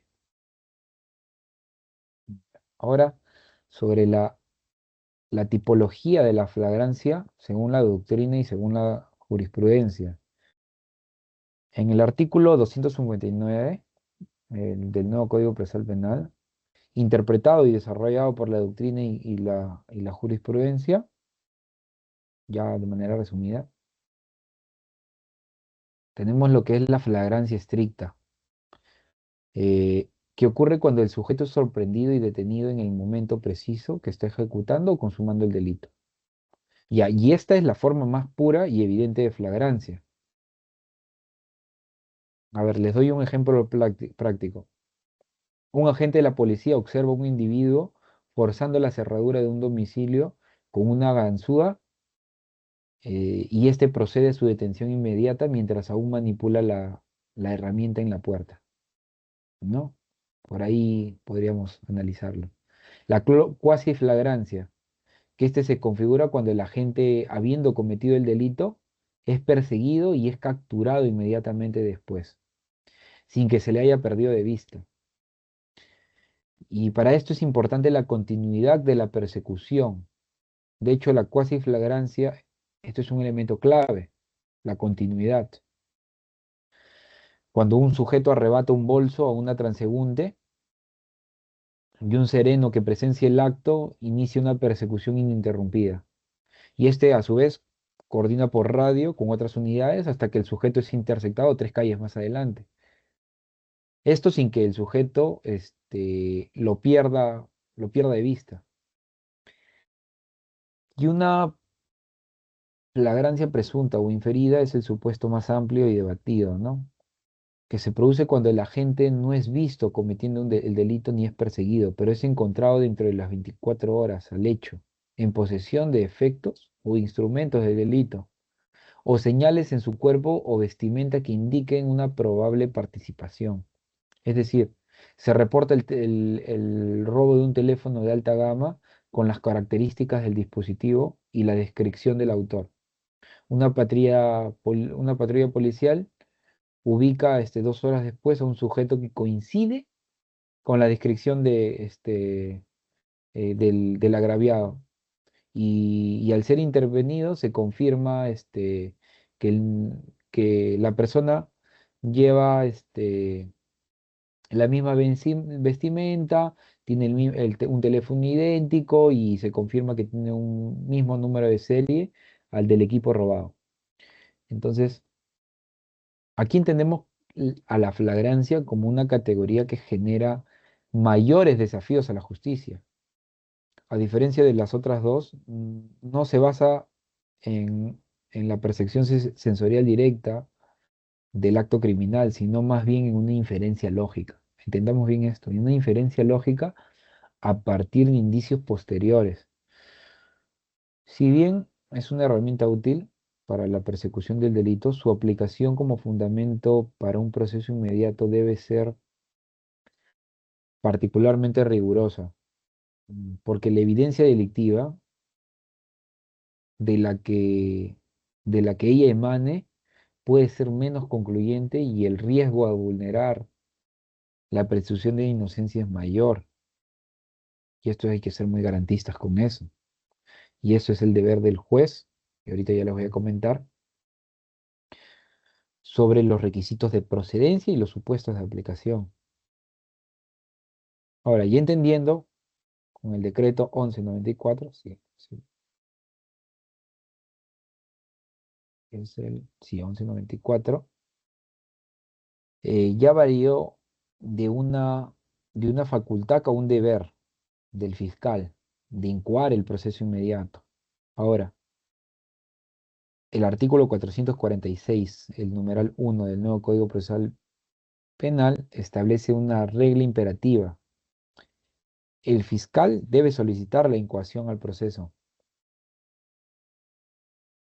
inmediato, bajo la responsabilidad de inconducta funcional, ¿no? La introducción de esta fórmula a raíz del decreto 1194 elimina la discrecionalidad anterior que tenía el Ministerio Público y esto convierte la solicitud en una obligación. Ahora, no siempre se van dentro de esta obligación no siempre se van a cumplir los supuestos. Y, y ante una evidente, este,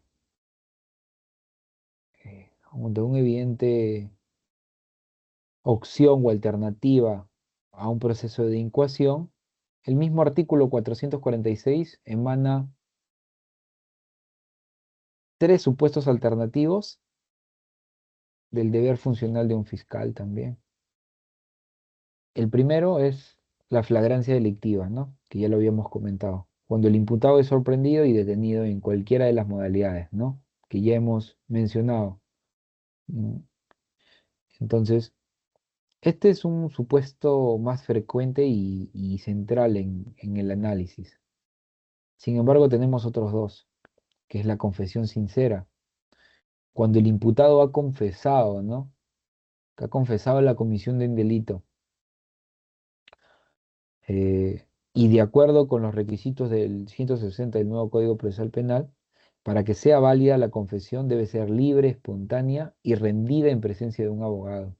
Y crucialmente debe estar corroborado por otros elementos de convicción. Y otro supuesto general para el proceso inmediato es una evidencia delictiva. Cuando los elementos de convicción acumulados durante las diligencias preliminares y previo interrogatorio del imputado son evidentes. Y esto el Acuerdo Plenario 2/2016 ha precisado que esta evidencia no es cualquier indicio, sino una prueba que sea prima facie, que persuade con un alto grado de probabilidad que corresponda con la realidad y que genere una lógica concluyente sobre la autoría y la materialidad del delito. Acá también tenemos excepción por complejidad. El proceso no procede si el caso, por su complejidad, es decir, el legislador introdujo una válvula de escape fundamental en el numeral 2 del 446, donde indica quedan exceptuados en los casos que por su complejidad sean necesarios ulteriores actos de investigación. Y aquí la complejidad puede variar por diversos factores, ¿no? Como ahí lo menciona la diapositiva. La pluralidad de agentes o de víctimas, la concurrencia de varios delitos, la necesidad de pericias especializadas y demorosas, sobre todo las pericias contables demoran mucho, las informáticas también, las balísticas, en cierto grado de demora también. Por la dispersión geográfica de las fuentes de prueba. Entonces, esto genera una complejidad. Y esto realmente sí genera una excepción que genera una tensión inherente en la norma. Por un lado, se impone un deber casi automático al fiscal, pero por otro, también se le concede un margen de apreciación técnica para determinar si un caso, aún siendo flagrante, es demasiado complejo para tramitar por la vía acelerada. Y acá la jurisprudencia ha reforzado esta idea, señalando que los delitos con penas muy graves, como el robo agravado, eh, pueden ser considerados complejos por su propia naturaleza. Y esto que permite que justifica su exclusión del proceso inmediato. En la práctica, esto significa que la obligatoriedad en relativa está sujeto nuevamente a una discrecionalidad técnica, ¿no? Convirtiendo la audiencia de incoación en el escenario decisivo donde se va a debatir la verdadera naturaleza y viabilidad de su simplificación. Ahora, sobre la aplicación obligatoria específica, el numeral 4 del artículo del del artículo 446 del Código Procesal establece una obligación específica e incondicionada para dos tipos: omisión a la asistencia familiar y la conducción de estado de ebriedad o drogadicción. La razón Es que esta disposición radica en que se trata de ilícitos cuya prueba es inminente, objetiva y documental. Las liquidaciones de pensiones devengadas o resultados del dosaje etílico es lo que los hace idóneos para un trámite sumamente rápido y sin mayores debates probatorios.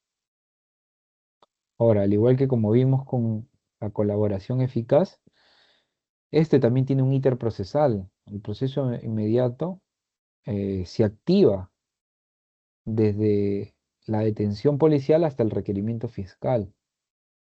Y el proceso inmediato por flagrancia se activa con la detención del imputado. Para los delitos comunes no puede exceder las 48 horas. Durante este breve lapso, la Policía Nacional, bajo la conducción jurídica del fiscal, realiza diligencias urgentes inaplazables. Incautación de especies, la toma de declaraciones iniciales, la recopilación de evidencias en la escena, y al término del plazo, el fiscal debe haber evaluado la citación y si cumple con los presupuestos para presentar al juez de investigación preparatoria el requerimiento de proceso de incoación. Esto es una práctica que sí, evidentemente, 48 horas obviamente es un plazo mayor al de 24 horas que antes había, pero aún así es para análisis, ¿no? Hay diligencias que sí toman más tiempo, cuando se solicitan cámaras de seguridad, videovigilancia, ya cada caso tiene sus propias particularidades. Y para eso también tenemos la audiencia única de incoación, que es el artículo 447 del nuevo Código Procesal Penal. Es un filtro jurisdiccional. En esta primera audiencia, este, cuando la Fiscalía presenta su requerimiento, este representa el primer y el más importante control jurisdiccional sobre la pretensión de la Fiscalía de querer entrar a un proceso inmediato, porque se caracteriza por ser inaplazable. El juez de investigación preparatoria tiene el deber de verificar rigurosamente que se cumplan los supuestos materiales del artículo 446, eh, que es el escenario de la defensa técnica, eh, que debe ponerse también si considera que el caso es complejo y que la evidencia no es contundente al proceso de incoación, o incluso si es que se ha vulnerado los derechos fundamentales de su patrocinado. Además, en esta audiencia es la oportunidad procesal para que las partes propongan salidas alternativas al conflicto. Principio de oportunidad, terminación anticipada. Con esto se busca una solución consensuada antes de llegar a juicio. Y la decisión sobre el juez procedería sobre si emite de forma oral o inmediata en la misma audiencia y si es aplazable. Aquí también tenemos la audiencia de juicio inmediato, que está regulado por el 448 del código, que es ya la del juzgamiento acelerado. Luego de este primer filtro, una vez que el juez tiene la capacidad, la posibilidad de declararlo procedente o improcedente, y una vez que si es que declara procedente la incoación, el proceso entra en una fase acelerada máxima, donde el fiscal cuenta con un periodo de plazo perentorio, ¿no? Para formular eh, su escrito de acusación. Y esta recibida la acusación, el juez penal unipersonal o el colegiado, según la gravedad del delito, debe instalar una audiencia única de juicio inmediato en un plazo que no puede extenderse las 72 horas. Esta audiencia es un híbrido. ¿Por qué le digo un híbrido? Porque fusiona la etapa intermedia con el juicio oral propiamente. En su primera parte, realiza el control sustancial de la acusación, se resuelven los medios probatorios técnicos de defensa que pudieran plantearse y también se admiten medios probatorios ofrecidos por las partes. Superada esta parte, se procede de inmediato al juicio oral. Y el deber de desarrollarse en continuas sesiones. Y esto hasta la conclusión del dictado de una sentencia. Entonces, ahora un poco sobre el análisis jurisprudencial, los que les comentaba al inicio, la interpretación de la Corte Suprema. En el acuerdo plenario extraordinario 2/2016, esto más o menos como una doctrina vinculante ante el uso masivo y en ocasiones indiscriminado, más que todo por la obligatoriedad del proceso inmediato tras la reforma del 1194. La Corte Suprema emitió este acuerdo plenario que más que todo se ha convertido en una piedra angular para la aplicación racional y garantista de este mecanismo.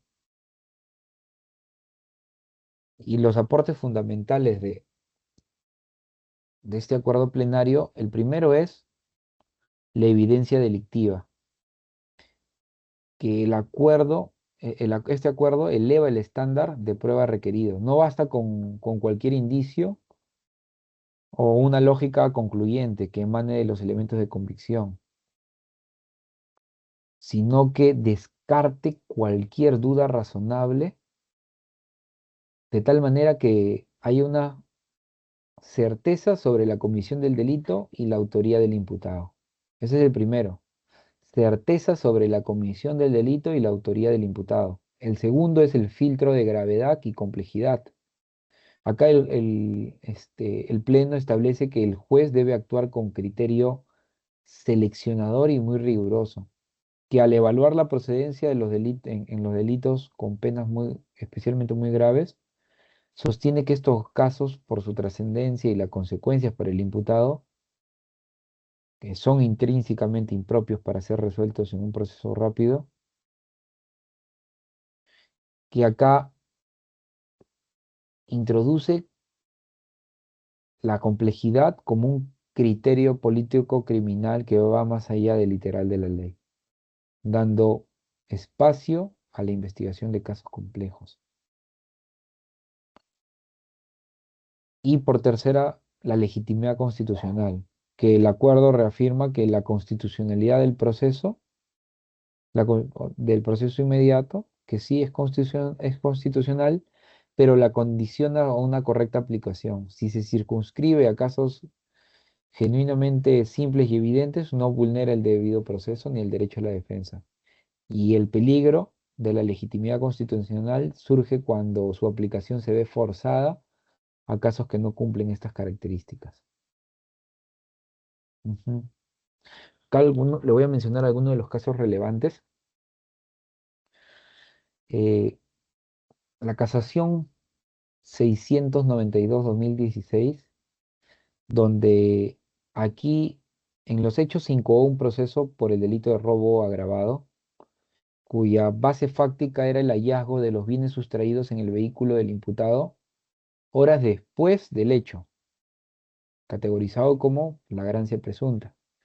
Y acá el razonamiento de la Corte Suprema estableció que para el delito de extrema gravedad, como una pena concominada en 12 a 20 años de prisión, la evidencia delictiva no podía sustentarse exclusivamente en una inferencia de flagrancia presunta.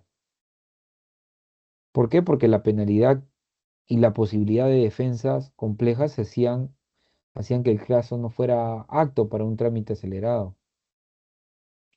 Y que concluye que someterlo al proceso inmediato constituía una vulneración del proceso, del debido proceso y del derecho a la defensa. Y a través de este fallo ejemplifica la función de contención del Poder Judicial frente a una aplicación autónoma de la norma. El segundo caso que también relevante tenemos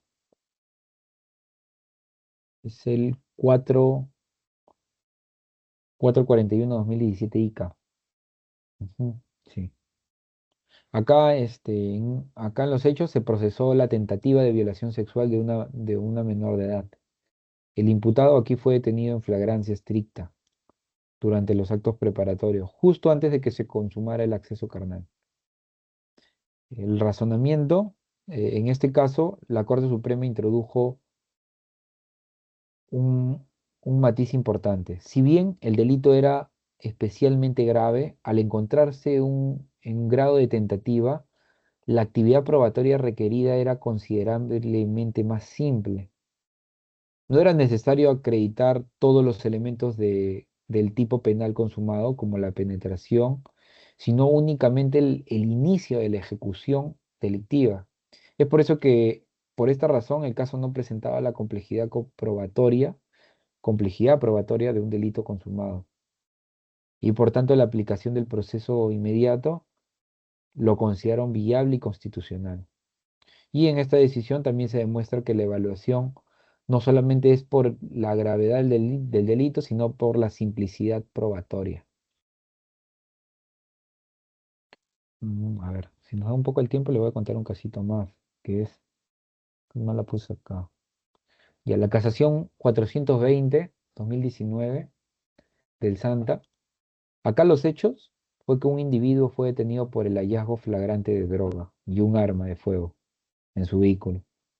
Acá, sin embargo, la sala fundamentó, ¿no?, la legalidad de la intervención vinculándola erróneamente a una denuncia por robo agravado, interpuesta 5 días antes. Ahora, sobre el razonamiento de esta casación, que luego se las comparto, casación 420/2019, es que la Corte Suprema corrigió enfáticamente este error. Y acá precisa que el análisis de la flagrancia debe estar estrictamente ceñido al hecho delictivo que se percibe de manera inmediata y que motiva la intervención policial. En este caso, la tenencia ilegal de armas y la posesión de drogas, la flagrancia no puede ser utilizada como un pretexto para justificar detenciones por hechos pasados que no son flagrantes. Y reafirmó los requisitos de inmediatez temporal y personal que deben cumplirse respecto del delito que se evidencia al momento de la detención. Entonces, este es otro de los puntos importantes en el análisis jurisprudencial. Y ya para culminar,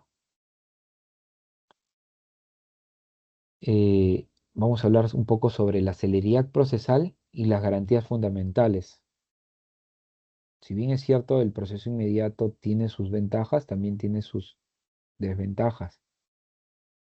¿Y por qué celeridad procesal? Porque es un principio, pero también las garantías fundamentales son principios. Acá hay una colisión de ponderación que requiere un análisis ponderativo. No se puede negar que la implementación masiva del proceso inmediato ha traído beneficios tangibles al sistema de justicia. La ventaja más evidente es la drástica reducción de los tiempos procesales, que permite obtener una respuesta judicial en cuestión de días o semanas, en lugar de los años que puede demorar un proceso común. Y esto no solamente implica un ahorro significativo para los recursos del Estado, sino que también genera una percepción de eficacia y legitimidad de justicia ante la ciudadanía, especialmente en los tiempos actuales que estamos viviendo, ¿no? Que es el robo, sicariato, extorsión.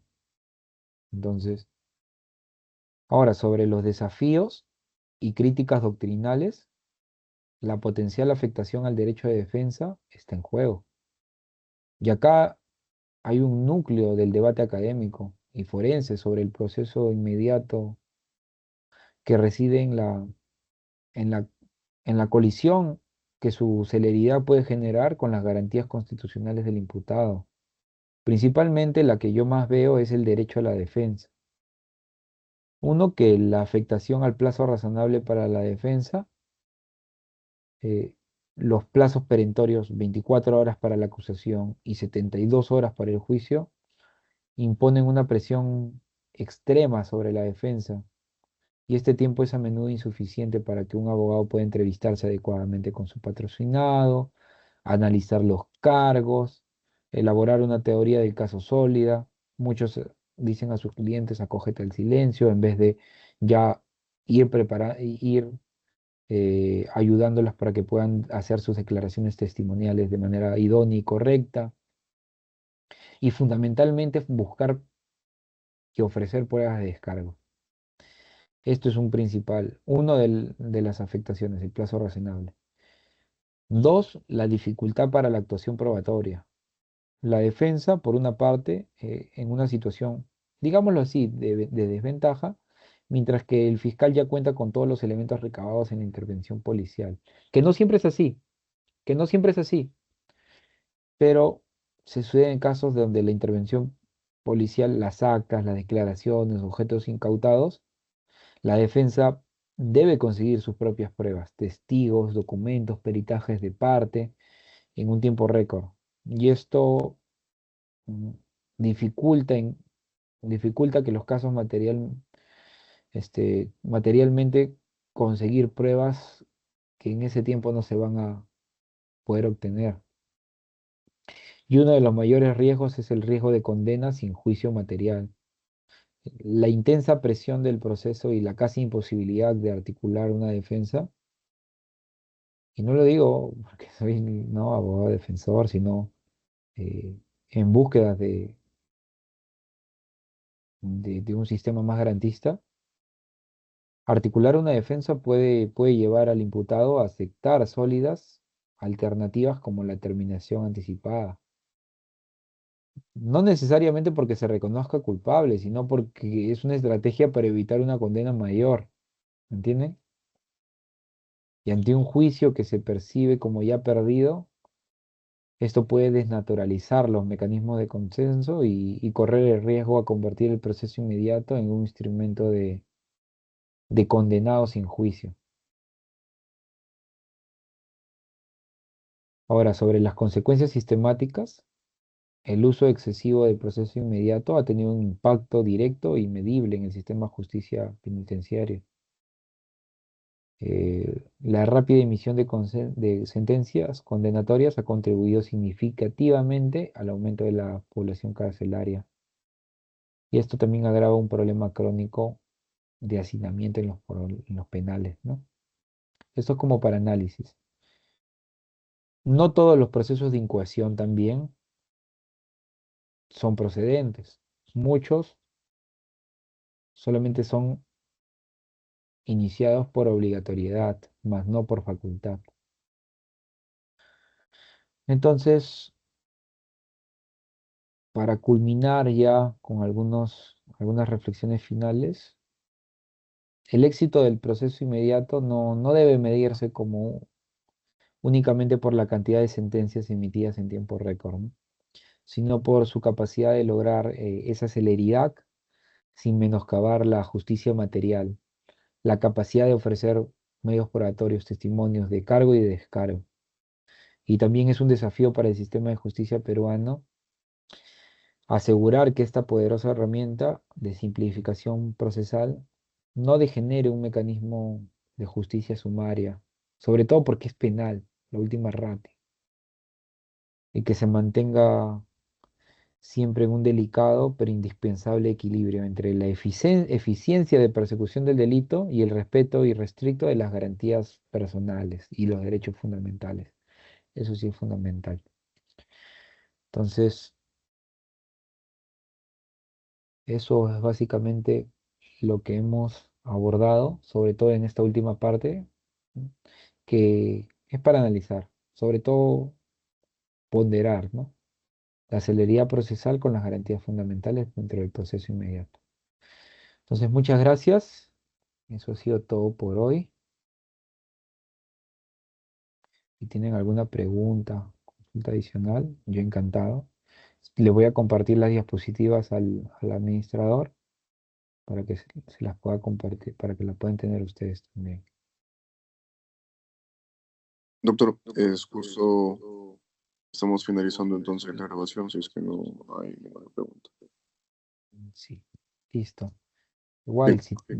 Ujú, sí, muchas perfecto. gracias, doctor. Estamos entonces culminando nuestra sesión. Que tengan todos muy buenas noches.